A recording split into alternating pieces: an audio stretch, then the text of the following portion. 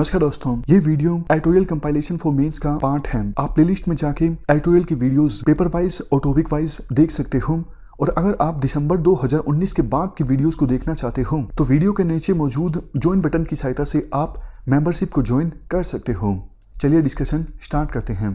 An independent fiscal watchdog for parliament, paper 2 से topic को इस टॉपिक के साथ जोड़ दीजिए। ठीक है, तो चलिए बात करते हैं। राइटर कहते हैं कि एक इंडिपेंडेंट फिस्कल वॉचडॉग होना चाहिए जो पार्लियामेंट को असिस्ट करे, सरकार के फिस्कल मैटर्स की जानकारी दे। पार्लियामेंट बजट ऑफिस, इस वॉचडॉग का नाम रखा जा सकता है PBO। फिर से रिपीट करता हूं, PBO, पार्लियामेंट बजट ऑफिस।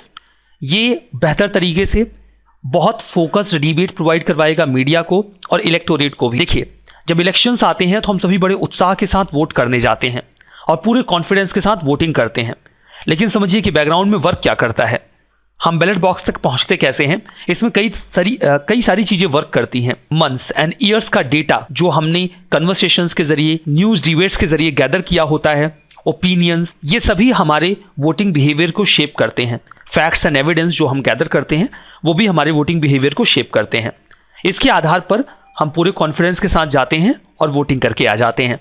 समझने वाली बात यह है कि हमारी वोटिंग सही हो, हम सही कैंडिडेट का चुनाव करें। इसके लिए ज़रूरी है कि वो फैक्ट्स, एविडेंसेस, ओपिनियंस, कन्वर्सेशंस जो हमारे वोटिंग बिहेवियर को शेप कर रहे हैं वो इंडिपेंडेंट और नॉन पार्टीशन सोर्सेस से अवेल किए गए हों।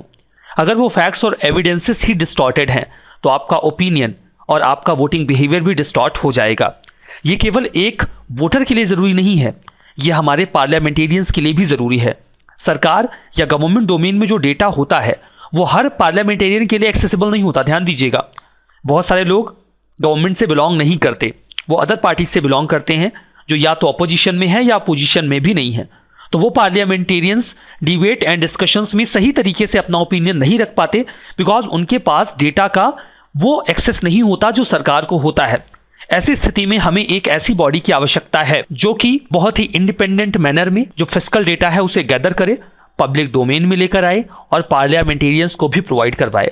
ऐसा ऑफिस PBO हो सकता है, पार्लियामेंट बजट ऑफिस हो सकता है।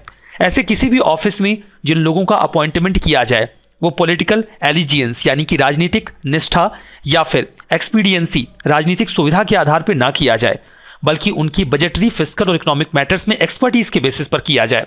तो कुल मिलाकर राइटर ये कहना चाहते हैं कि एक इंडिपेंडेंट और अच्छा डेटा गैदर करने के लिए जो पार्लियामेंटेरियंस को डिबेट में मदद करे, न्यूज़ डिबेट उस डेटा के बेसिस पर ज़्यादा क्रेडिबल हो जाए और आप उन डेटास के बेसिस पर, उन फैक्ट्स के बेसिस पर, एविडेंसेस के बेसिस पर अपना सही ओपिनियन, अपना वोटिंग बिहेवियर शेप कर सकें। इसके लिए हमें एक इंडिपेंडेंट ऑफिस की ज़रूरत है जिसका नाम हो सकता है पार्लियामेंट बजट ऑफिस। ठीक है, देखिए, मेजॉरिटी में जो सरकारें होती हैं, चाहे वो माइनॉरिटी में सरकारें होती हैं, सभी चाहते हैं कि जो उनके पास बैकग्राउंड में डेटा हो वो ऐसा हो जो इंडिपेंडेंट हो, सही हो, जिसके आधार पर न्यूज़ डिबेट्स या फिर पार्लियामेंट्री डिबेट्स अच्छी तरीके से कंडक्ट किए जा सकें। पार्लियामेंट्री बजट ऑफिस इसमें मदद कर सकता है। ये बॉडीज नेशनल डिबेट को या फिर नेशनल डिस्कोर्स को और बेहतर बनाएंगे। वो नेशन के फाइनेंसेस और फिस्कल इम्प्लीकेशंस के बारे में, प्रस्तावों के बारे में सही जानकारी लोगों को देंगे। अगर PBO बेहतर तरीके से काम करता है पब्लिक स्फीयर में तो ये और बेहतर तरीके से मीडिया को भी और इलेक्टोरेट को भी डेटा एक्सेसिबिलिटी दे देगा। यहाँ पर एविडेंस बेस्ड डिस्कशन की बहुत कमी है इंडिया में। सारी बातें इस तरीके से चलती हैं कि फैक्ट और फिक्शन में अंतर ही खत्म हो जाता है। हम ये समझ ही नहीं पाते कि ये बात तथ्यात्मक रूप से की जा रही है या एक किसी व्यक्ति का ओपिनियन मात्र है। ये अंतर खत्म हो जाता है, इसीलिए हम अपना ओपिनियन शेप नहीं कर पाते। देखिए, एक एग्जांपल लेते हैं, राफेल डील के बारे में बात करते हैं जिसे डसॉल्ट एविएशन से खरीदा जा रहा है। ये कंट्रोवर्सी का पार्ट था। अब सरकार से पूछा गया कि आखिर पूरे राफेल डील में जितने भी हम फाइटर जेट्स खरीदने वाले हैं उनकी लाइफ साइकिल कॉस्ट क्या होगी, मतलब उनकी मेंटेनेंस की कॉस्ट क्या होगी, पूरे दौरान जब तक वो इंडिया में ऑपरेट करेंगे कितना खर्चा उनके ऊपर आएगा। सरकार ने हमें कुछ एक डेटा दिया कितना खर्चा आ जाएगा। अब हमें नहीं पता कि वो जो सरकार ने एस्टिमेशन बताया वो सही है या गलत है। ऐसा नहीं कि जिस ऑर्गेनाइजेशन की हम बात कर रहे हैं, जिस PBO की हम बात कर रहे हैं, ये इंडिया में कोई नया इनोवेशन होगा। कई सारे देशों में ये बॉडी ऑलरेडी एग्जिस्ट करती है। एक एग्जाम्पल ऐसा ही सिमिलर लेते हैं। 2011 में कनाडा का जो PBO है उसने कनाडा का जो एक परचेज था F-35 जेट्स का, उसके बारे में कुछ एस्टिमेशन रिवील किया। वहाँ पर से भी सरकार से पूछा गया, डिपार्टमेंट ऑफ नेशनल डिफेंस से ये पूछा गया कि आप बताइए कि कितना खर्चा आ जाएगा F-35 जेट्स के पूरे लाइफ साइकिल में, लाइफ साइकिल कॉस्ट क्या होगी। उन्होंने जो बताया उसके बाद जो पीबीओ ने एनालिसिस किया उसमें काफ़ी अंतर आया। पीबीओ ने बताया कि खर्चा बहुत ज़्यादा आने वाला है, सरकार उस खर्चे को कम बता रही है। अब इसके ज़रिए लोग सरकार को अकाउंटेबल बना सकते हैं कि देखिए पीबीओ ने इंडिपेंडेंटली बोला है कि इसका खर्चा इतना ज़्यादा आएगा, तो आप देखिए कि ये डील कितनी सक्सेसफुल हो सकती है, कितनी बेहतर है कनाडा के लिए। तो ऐसा ही कुछ मैकेनिज्म इंडिया में भी हो सकता है। इंडिया में भी अगर पीबीओ हो तो वो सिग्निफिकेंटली अच्छी source of information fiscal economic projections में दे सकता है इंडिया के लोगों को, मीडिया हाउसेस को, अदर पार्लियामेंटेरियंस को। तो देखिए जैसा कि हमने देखा कि कनाडा का जो पीबीओ है उसने F-35 जेट्स की लाइफ साइकिल कॉस्ट को लेकर सरकार से विपरीत ओपिनियन रखा। उन्होंने कहा कि सरकार खर्चा कम बता रही है, खर्चा ज़्यादा आएगा। इसका मतलब ये नहीं है कि जो पीबीओ हैं वो हमेशा सरकार के अपोजिट ओपिनियन रखते हैं, सरकार को हमेशा चैलेंज करते हैं। मोस्ट ऑफ द टाइम तो ऐसा होता है कि जो इकोनॉमिक और फिस्कल प्रोजेक्शंस सरकार देती है वही लगभग पीबीओ भी देता है। ये कोई सरप्राइज होने वाली बात नहीं है। क्यों?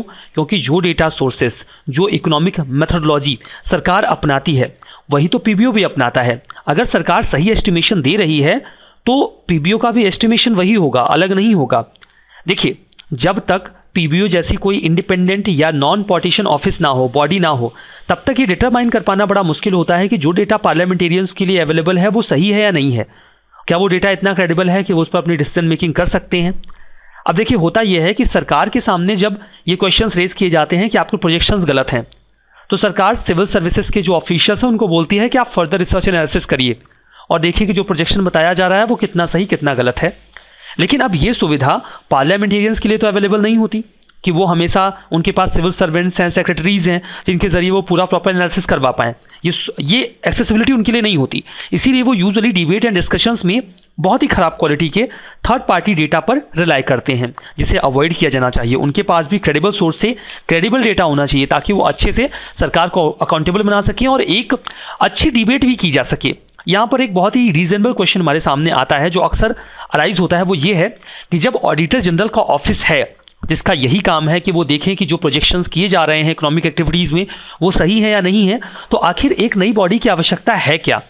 इसकी आवश्यकता इसलिए है बिकॉज यूजुअली हम ऑडिटर जनरल का जो रोल है उसे मिसअंडरस्टैंड करते हैं। ऑडिटर जनरल का जो काम है वो बेसिकली फाइनेंशियल अकाउंट्स को एनालाइज करना तो होता है, लेकिन वो गवर्नमेंट ऑपरेशंस के परफॉर्मेंस को एनालाइज करते हैं, जिसमें उनका focus day to day functioning पर होता है और सेंटर में उनके होते हैं सिविल सर्वेंट्स। सिविल सर्विसेज में जो परफॉर्मेंस दिया जा रहा है वो उसको एनालाइज करते हैं। वो किसी प्रोजेक्ट को या किसी बहुत बड़े इकोनॉमिक सिनेरियो में जो डेटा है, जो प्रोजेक्शंस हैं, उनको एनालाइज नहीं करते। इसीलिए जो काम पीबीओ के लिए बताया जा रहा है वो काम एजी नहीं करता, ऑडिटर जनरल नहीं करता। तो ये आर्गुमेंट देना कि ऑडिटर जनरल है तो पीबीओ की ज़रूरत क्या है, ये गलत है। हमें एक पीबीओ चाहिए जो फिस्कल प्रोजेक्शंस को और बेहतर तरीके से हमारे सामने रख सके, और ऑडिटर जनरल से ये पद काफ़ी अलग हो जाता है जो बहुत ही अच्छी इंफॉर्मेशन हमारे सामने विद फैक्ट्स रख सकता है। इंटरनेशनल लेवल पे ऐसे कई तरीके के ऑफिस कई सारे देशों में ऑलरेडी बनाए जा चुके हैं। इसमें सबसे प्रोमिनेंट ऑफिस का नाम आता है कांग्रेशनल बजट ऑफिस, जो बिल्कुल वही काम करता है जिस पर अभी तक हम चर्चा कर रहे थे। ये ऑफिस यूनाइटेड स्टेट्स में वर्क करता है। इसके अलावा Netherlands, Korea, Australia, United kingdom में भी ऐसे ही ऑफिसेस अलग अलग टर्म के लिए डिसाइड किए गए हैं। जो पीबीओज हैं इनफैक्ट वो कुछ इमर्जिंग इकोनॉमी जैसे कि सब सहारन अफ्रीका और साउथ ईस्ट एशियन कंट्रीज़ में भी एग्जिस्टेंस में आ चुके हैं। कुछ कंट्रीज जैसे कि ऑस्ट्रेलिया, नीदरलैंड्स और अभी हाल ही में कनाडा में जो पीबीओज हैं उन्होंने इलेक्टोरल प्लेटफॉर्म्स पर भी लोगों को अवेयर करने में बहुत ही की रोल प्ले किया है। इस समय जो पीबीओज हैं वो बहुत ही इंडिपेंडेंट और बेहतर तरीके से कॉस्ट एस्टिमेट्स देते हैं जो कि इलेक्टोरल प्लेटफॉर्म पे बेहतर तरीके से वर्क करता है और पॉलिटिकल पार्टीज को भी अकाउंटेबल बनाता है। ठीक है, कंक्लूजन में ये बोला गया है कि बजट 2020 प्रपोज करने की तैयारी शुरू हो गई होगी, डिपार्टमेंट से डेटा वगैरह मांगा जाने लगा होगा। तो यहाँ पर ज़रूरी है कि हम पीबीओ के इस केस को और गंभीरता से लें कि आखिर इंडिया में एक पीबीओ होना चाहिए और इस दिशा में हमें अर्जेंटली वर्क करने की आवश्यकता है। तो ये पूरा आर्टिकल हमने यहाँ पर कवर किया। एक क्वेश्चन आपके लिए मीन्स का है, a parliament budget office, a PBO can help drive smarter more focused debate in the media and with the electorate. Do you agree? Comment करिए 200 शब्दों में। इस डिस्कशन में फिलहाल इतना ही है। Thank you very much for discussion.